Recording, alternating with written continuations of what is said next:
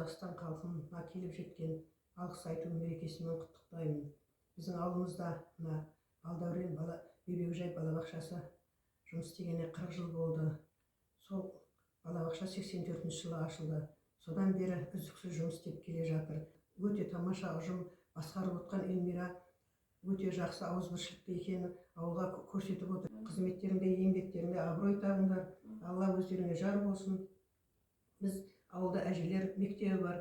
Ауылдағы аналар атынан және әжелер мектебінің атынан сендердің Балдәурен бөбекжай балабақшаларына рахмет айтамыз, алғыс айтамыз. Алғыс дегеннің өзі адамның риза болып, өзінің шын ниетімен берген жақсы сөзі, берген алғысымызды Алла қабыл етсін.